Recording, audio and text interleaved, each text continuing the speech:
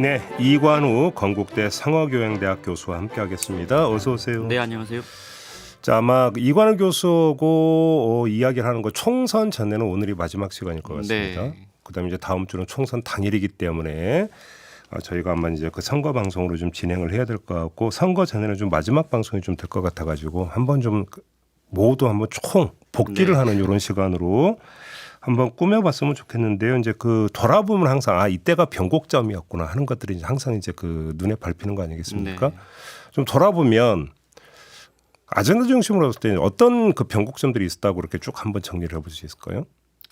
일단 아마 그 작년 연말부터로 따져 보면은 크게 한 세 번의 그 국면이 있었던 것 같아요. 네. 작년 12월, 작년 연말 12월 그다음에 올해 초 1월까지 보면 정부 여당은 리더십 교체가 있었죠. 네. 한동훈 비대위원장 등판 얘기하는 거죠. 네, 네. 이제 그런 일단 이준석 전 대표 탈당하고 또 김기현 당 대표도 사퇴하고 이제 그 완전히 정치를 이제 처음 하는 네. 그 한동훈 비대위원장이 이제 등판해서 과연 잘할 수 있을까 이런 이제 부분이 있었고 또 같은 시기에 민주당도 이낙연 전 대표 또 김종민 또 조홍천 의원 탈당하면서 또 상당히 내용이 있었고 그 와중에 1월 초에는 이재명 대표가 피습을 당하기도 했고 그러니까 12월 1월 상당히 어수선했죠. 두 당이 선거를 앞두고 한마디로 하면 이제 정계 개편 국면. 네, 네. 이쯤 되겠네요. 네, 이제 그런 첫 번째 국면이 있었고요. 그 이제 이후에 이제 1월 말 2월 3월까지 가게 되면은 아마 그 시기에는 이제 국민의힘이 좀 바닥을 치고 한동훈 비대위원장이 생각보다 잘하는 것 같다.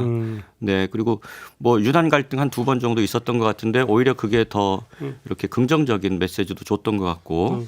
네, 그래서 국민의힘이 조금 그 회복하는 모양새고 때마침 양쪽의 공천에서 보면 민주당 쪽이 훨씬 더 시끄러웠죠. 네. 네, 그래서 그런 부분이 있어서 이제 그 국민의힘이 좀 어느 정도 회복한 2월 3월에 민주당이 조금 주춤하고 이러다가 당시 이제 3월 달 들어오면서 일단 민주당의 공천이 3월 13일 날 이제 마무리되면서 김부겸, 이해찬 선대위원장이 또 참여하고 그리고 민주당이 이제 좀 공천 이제 후폭풍을 좀 가라앉히는 그런 이 통합선대위를 마련하면서 제가 보기엔 3월에 가장 결정적인 상황은 어느 정도 팽팽하던 균형점을 무너뜨린 것은 3월 18일 하나로마트 대파 사건. 요게 아마 지금 네. 가장 결정적인 지금 가장 최근에 국면 전환이 됐던 것 같고 여기에 더해서 이제 그 황상무 수석이라든지 이종섭 호주 그러니까 정부가 갑자기 또 이제 막판에 그때 아마 몇 주 전에 말씀드렸을 때 선거 막판 변수가 뭐가 될 수 있을 거냐라고 했을 때 3월 초쯤에 정부 리스크가 있다. 여당 쪽에서는 그게 어떻게 관리되느냐가 중요한데 이게 이제 느닷없이 대파가 터져가지고 그러니까 좀 하자면 이제 중간 그러니까 두 번째 국면은 한 2월부터 3월 중순까지 네. 이제 진행이 됐던 어찌 본다면 민주당의 내홍. 양당의 선대위 이제 출범하기 그렇죠. 전에 3월 13일 날 그 그러면서 전까지 오히려 이제 어떤 그좀 국민의힘 좀 약간 어떤 그 좀 앞으로 나가고 민주당은 뭔가 좀 약간 빠지는 듯한 네. 어떤 이런 현상들이 빚어졌던 그 기간이라고 봐야 되고.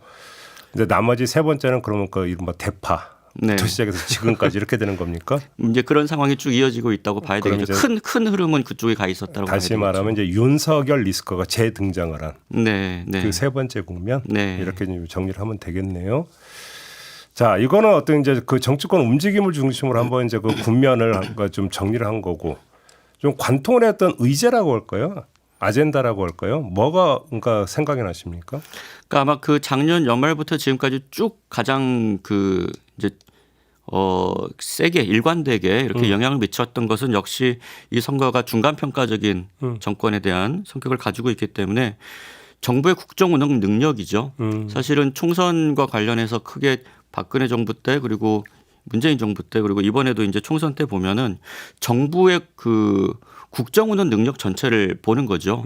네, 그 부분에서 이제 평가가 가장 두드러지는데 이번 같은 경우에도 그 보통 이제 경제가 문제다 이렇게 얘기를 하는데 사실 지표상으로는 여러 가지 문제점들이 이미 많이 언급이 됐었습니다. 네. 성장률이 뭐 IMF 이후로 처음으로 일본에 뒤처졌다든지 그다음에 실제로 사람들이 체감하는 민생 그 지수 등이 낮았고 그다음에 그런 부분이 있었는데 이제 크게는 우리가 경제라고 얘기하지만 국민들이 피부로 느끼는 것은 그런 지표보다는 물가 같은 민생의 문제거든요. 근데 그런 부분이 물가 문제가 사실은 결과적으로 돌아가 보면은 정부의 경제 운영 능력 이런 부분 그다음에 이 정부가 과연 무능한가 유능한가 이제 여기에 대한 평가가 있었을 것 같고요. 근데 그 다른 한편으로 그동안에 이 그 정부에 대한 평가가 좀 주춤했던 것은 그렇다고 야당이 대한 세력인가 요거에 대한 의문이 이제 계속해서 한 1, 2년 동안 있었던 거잖아요. 지방선거 이후에 쭉 있었는데 제가 보기에 여기서의 큰 변수는 조국혁신당이었던 것 같아요. 네, 그래서 이제 뭐 흔히 뭐 지민비조라는 말이 이번에 나올 정도로 그래서 그렇다면 야당에 대한 선택지가 두 가지가 된 거죠. 정당 투표에서 같은 데서 보면 이렇게 되니까 상당히 좀 쉽게 정리가 된 것 같은 구도가 좀 복잡했는데 쉽게 그러면 투표를 해야 돼 이런 어떤 회의감에 빠져 있다가 네. 투표를 해야 하는 이유를 부여를 했다 이런 이야기가 되는 겁니까? 뭐 구도 자체가 변화하면서 네 그렇게 좀 다시 그래서 쉽게 얘기하면 정권 심판론 같은 것이 다시 좀 힘을 받았다. 네. 그리고 마지막에 어쨌든 대통령이 등장하면서 심지어 이제 엊그제 담화까지 포함해서 등장하면서 그 구도가 더 선명해졌다. 이렇게 봐야 될 것 같습니다. 그러면서 그런 흐름이었다면 그 국민의힘이 내걸었던 2조 심판론은 지금 맥을 정확히 짚은 게 아니다 이런 평가도 그럼 연결이 될 수 있는 거잖아요. 그러니까 2조 심판론 얘기하면은 야당 심판론이잖아요. 야당 심판론인데 말 그대로 이재명, 조국 이 두 정당의 대표가 말 그대로 사법 리스크가 있다는 이제 그런 어떤 심판론이고 또 한편으로는 운동권 심판론도 처음에 얘기했다가 이제 요거는 거의 포기한 것 같고요. 근데 2조 심판론은 말 그대로 그 야당 대표들의 리더십 그다음에 그 개인들에 대한 공격인데 지금 놓고 보면은 윤석열 대통령이나 한동훈 비대위원장이 또 거기서 그렇게 크게 자유롭지 못한 측면들이 많이 있죠. 뭐 당장 사법 리스크까지는 아니더라도 예를 들면 뭐 김건희 여사 뭐 디올백 문제라든지 또 한동훈 비대위원장도 또 여러 가지 지금 자녀 스펙 문제라든지 스펙 문제 그런 것들이 이제 있어서 또 대통령도 장모 문제가 있고 그런 부분에서 보면은 그 2조 심판론이라고 하는 그 구도 자체가 그렇게 선명하지가 못해요. 그다음에 또 하나는 야당 심판론이 작동을 할 때는 언제였냐면 그 지난 총선 같은 경우를 보면 국정 지지율이 높아요. 당시에 국정 지지율이 높은데 지금 일을 제대로 하고 싶은데 정부가 야당의 발목을 잡습니다. 그렇죠. 그러니까 이 문제를 좀 해결해 주십시오. 이렇게 할 때 야당 심판론이 먹히는데 지금 대통령의 국정 지지율이 높지가 않기 때문에 이 구도 자체에서 지금 이게 안 먹히는 거죠. 쉽게 하면 이제 흔히 고전적인 구도는 정권 심판론 대 정권 안정론이잖아요. 네.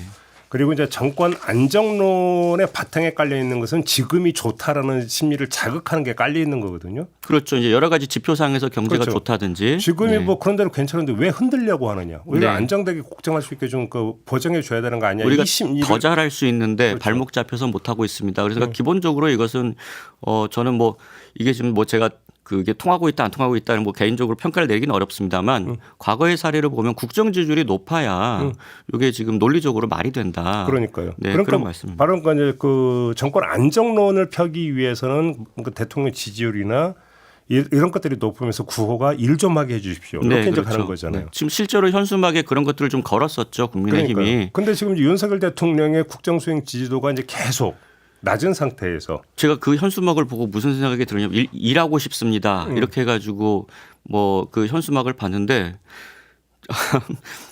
대통령이 일 더 하면 안 될 것 같은데 불안한 거예요.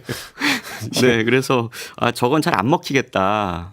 네, 그런 느낌이 좀 들었어요. 그러니까 이제 그래서 2조 심판론을 꺼내 든 걸로 저는 이해를 해도 될 것 같거든요. 그러니까 네. 정권 안정론을 전면에 내세우기에는 너무나 이 전제 조건이 구현이 안 돼 있기 때문에 네. 그러면 차라리 공격이 방어다라고 하는 차원에서 2조 심판론을 이제 들고 나온 것으로 네. 이렇게 이해를 해야 되는 거 아니냐라는 근데 거죠. 국민의힘 안에서도 보면 지금 아주 짧은 기간인데도 최근 한 달 사이에 보면은 기조가 계속 왔다 갔다 해요. 그러니까 사실 이 부분은 확실한 지금 선거 구도를 못 잡고 가고 있다는 거거든요. 그러니까 거기에 이제 네. 처음에 운동권 심판론 얘기하다가 네. 중간에 잠깐 종북 카드를 꺼낼까 말까 하다가 포기했죠. 포기하고 네. 그다음에 이제 2조 심판론으로 본격적으로 제기를 한 거잖아요. 네. 그리고 이제 그 중간에 정부하고의 차별성을 좀 강조하다가 또 역풍이 부니까 다시 또 그것도 포기하고 그다음에 이제 한동훈 비대위원장이 저를 더 안 보고 싶습니까? 이제 여기까지 나갔는데 이렇게 되면은 여러 가지 사실 선거에서 이렇게 구도가 여러 번 바뀌면 그렇죠. 내세우는 구도가 안 찍을 사람들이 더 많이 그 이유를 만들게 돼요. 그렇죠. 그래서 이제 사실 요거 자체는 선거 캠페인에서 그렇게 바람직하지는 않다고 볼 수 있습니다. 한마디로 좀 오락가락 네, 이렇게 그렇죠. 정리를 해야 되는 네. 거죠. 결국 오락가락이라고 한다면 총선 앞에서 그러면 여당으로서 내놓을 킬러 컨텐츠가 없었다는 이야기로도 연결이 되는 거고. 네, 그러니까 제가 보기에는 마지막에 정부 대통령실 리스크를 국민의힘에서 생각하지 못했던 것 같아요. 특히 이렇게 대파로 크게 터질 거라고 생각하지 못했고. 네. 대파 전에 뭐 황상무 수석부 회칼 테러 발언도 있었고 네. 이종섭 호주대사 임명권도 있었고 네. 이 자리에서 그때 그 교수님은 이종섭 대사 임명권을 보면서 또 미리 샴페인 터트리는 거 아니냐 김축국 네. 마시는 거 아니냐 이런 취지의 네. 어떤 그 진단을 하신 바가 있습니다. 그러니까 그때 상당히 유리하게 받고 이 정도는 해도 되지 않느냐라고 하는 거고 리스크를 없애자 선거 전에 네. 네, 이런 것도 있었고 또 당에 너무 주도권을 뺏기는 것 같다.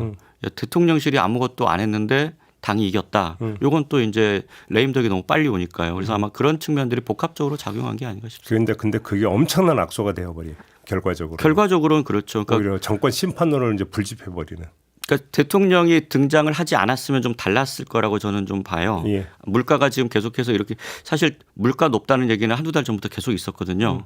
그런데 대통령이 대파를 들고 나오지 않았으면 사실 그게 정부의 실책이다라고 이제 이렇게 딱 그 어떤 구도가 선명해지지는 않았을 것 같은데 오히려 이제 그게 더 불을 지폈죠. 그렇죠. 네. 그렇죠. 그런 점이 있죠. 한마디로 이야기를 하면 총선 과정 내내 여당 같은 경우 좀 약간 오락가락했다.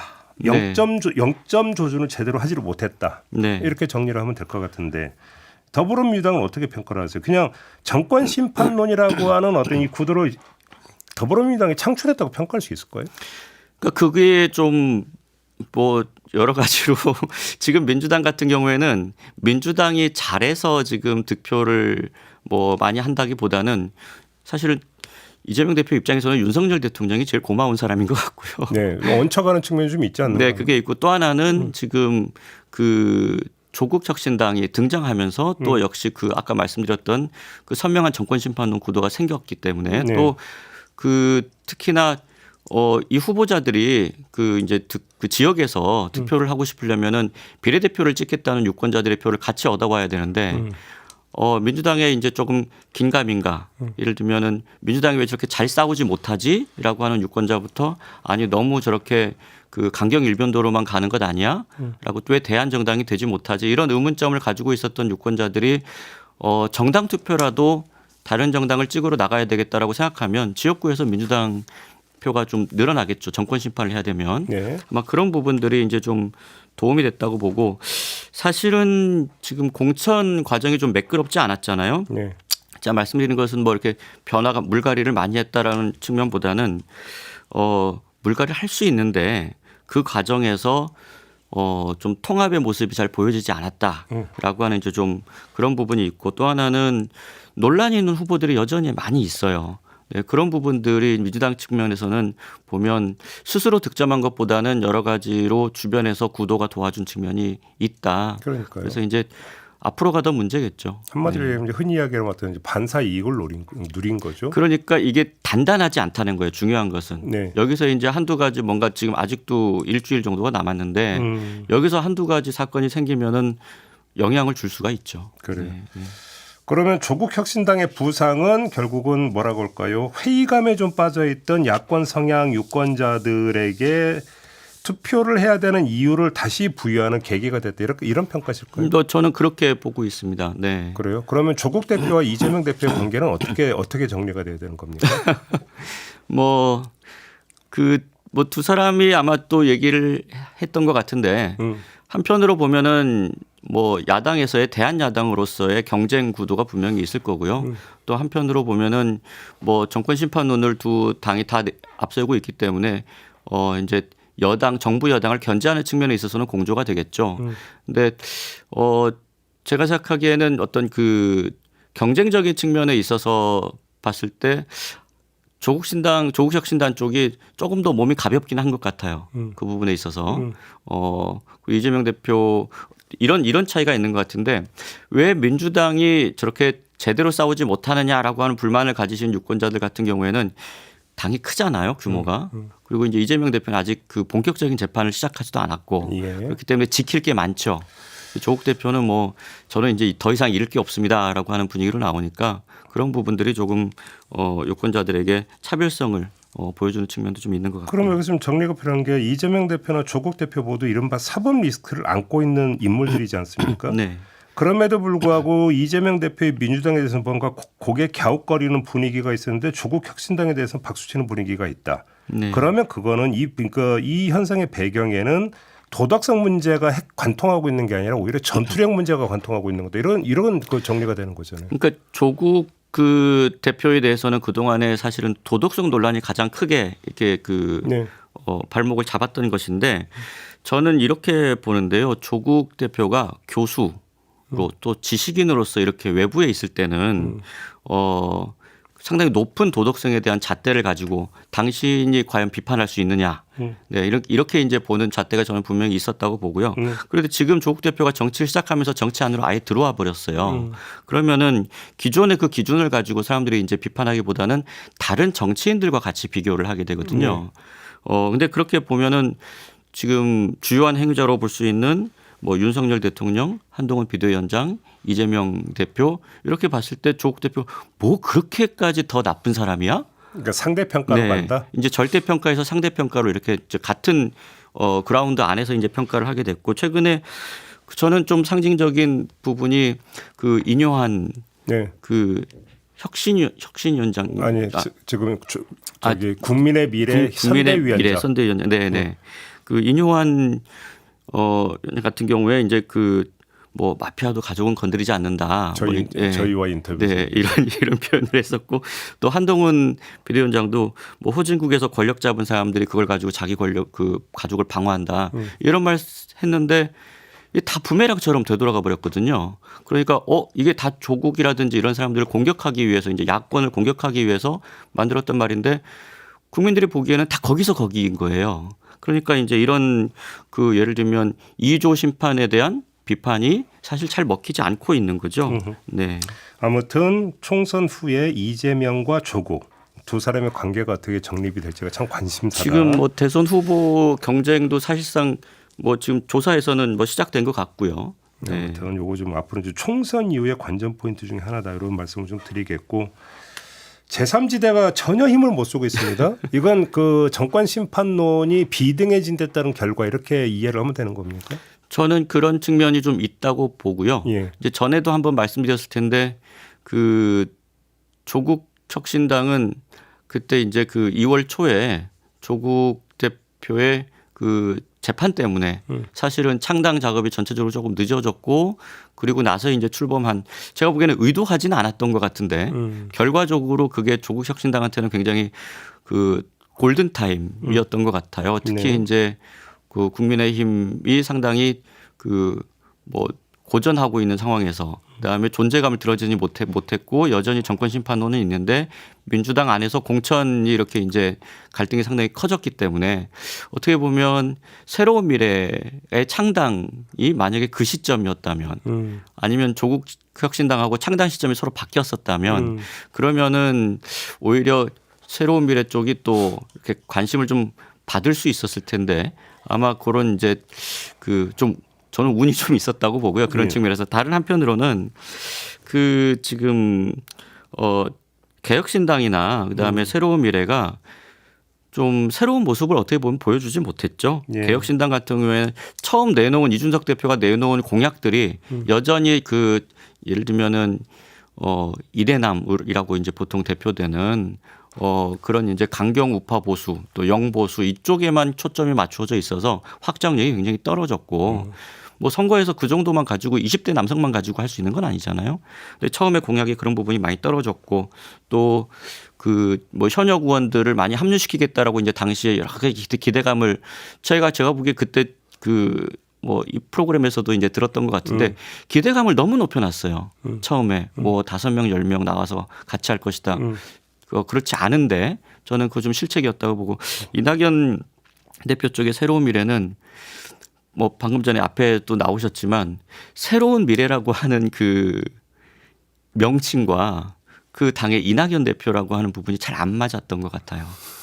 네. 그런 부분도 좀 있었던 것 같고 또 저는 광주를 선택한 것이 또 그렇게 잘한 일인지는 잘 모르겠습니다. 지금 이제 어떻게 보면 새로운 미래가 전국적인 지명도를 거의 갖지 못하게 되었잖아요. 네. 네, 그래서 그런 측면도 좀 아쉬운 부분이 있고요. 네, 새로운 미래 입장에서 봤을 때는. 알겠습니다. 지금까지 좀 쭉 복귀를 했는데 선거 이후에 여는 여대로 야는 야대로 이제 내부 정립 정비가 이제 다시 들어가지 않겠습니까? 네. 관전 포인트가 뭐라고 보십니까? 뭐 일단은 결과가 어떻게 되느냐 아직 이제 결과가 나오지 않았으니까요. 근데 이제 지금 최근에 많은 그 전문가들의 얘기를 들어보면은 뭐 어제도 이제 MBC의 그 100분 토론에서 전문가들이 얘기를 하시던데 아마 민주당이 좀 그래도 야권이 민주당을 포함한 야권이 좀 앞서 있는 것 같고 그리고 이제 국민의힘이 지금 좀 어떻게든 만회를 좀 해보려고 하는 이제 그런 단계라고 이제 대부분 보시기 때문에 아마 예. 그런 정도를 가지고 생각을 해보면 만약에 민주당이 우세해서 단독 과반을 한 다음에 거기에 야권이 조금 더 이렇게 그 의석이 붙는다고 하면 정부에 대한 견제와 비판이 굉장히 강력해질 거고 그다음에 특히나 이번에 이제 이재명 대표 같은 경우에는 좀 시끄럽긴 했습니다만 소위 얘기하는 과거에 비해서 친명의 숫자가 훨씬 더 늘어났다고 봐야 될 것 같고 또 그 좀 강성인 그런 분들도 굉장히 많아졌기 때문에 아마 당분간 그 좀 얘기하는 협치 또 아니면 이제 여야 간의 어떤 원활한 그 대화 이런 것들은 좀 찾아보기가 어렵지 않을까라고 이제 하는 그런 이건 사실은 좀 우려가 되는 부분이고요. 예. 네, 우려가 되는 부분이고 또 당 내에서는 이재명 대표의 리더십이 훨씬 더 강해지겠죠. 네. 강해질 거라서 지금 일각에서는 뭐 이재명 대표가 전당대회에 재출마할 것이다라고 이제 하는 관측이 당내에서는 상당히 많은 것 같은데 또 최근에는 이재명 대표가 선거도 이기고 당내에서도 다수파가 됐기 때문에 오히려 더 안정감을 찾아서 굳이 본인이 등판하지 않을 가능성도 있다. 뭐 이제 이런 예측까지. 요거는 이제 어떻게 보면 이재명 대표의 리더십이 더 견고해졌다는 의미겠죠. 굳이 전당대회까지 출마 안 해도 될 정도로 아마 이제 그런 예측이 좀 최근에는 있는 것 같고요.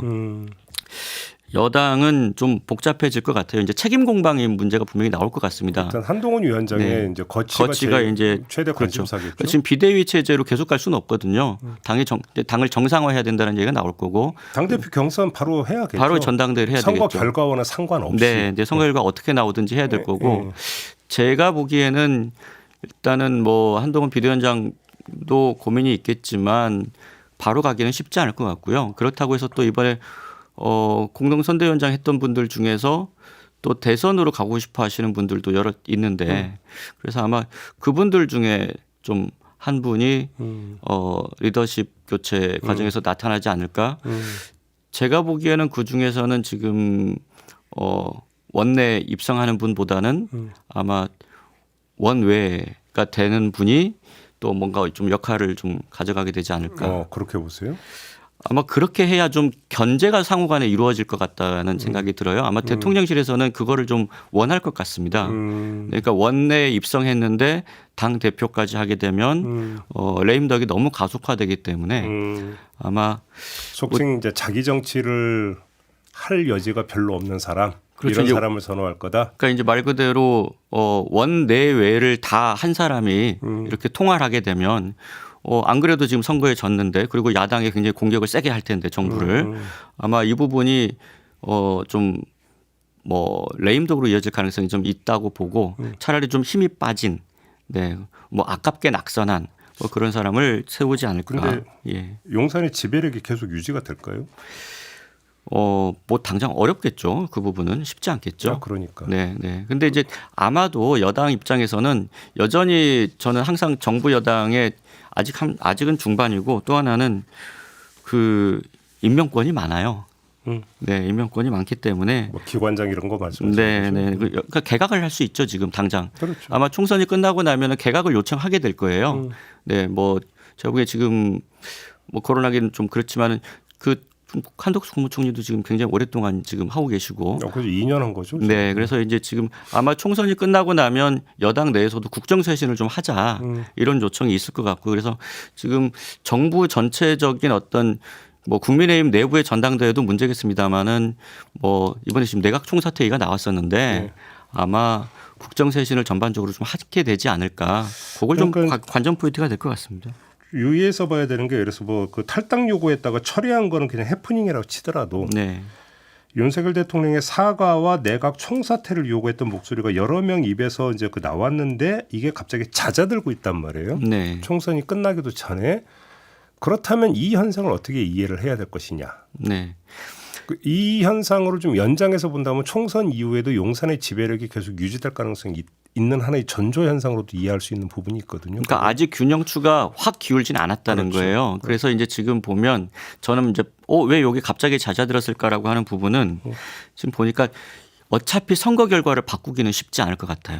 지금 국민의힘에서 보기에 선거 결과를 크게 바꿀 수 있지는 않은데, 그렇다고 해서 대통령하고 세게 싸워버리면 와르르 다 서로 무너진다는 거예요. 이제 대체로 보수 정당들이 그런 위기 관리 능력들은 있어요. 그러니까요. 네, 그래서 아마 일단 이 정도에서 빨리 마무리하고 선거 결과가 어느 정도 예측되기 때문에 네. 그걸 보고 양측에서 서로 협력적으로 수습해 나가자. 그게 우리가 서로 사는 길이다.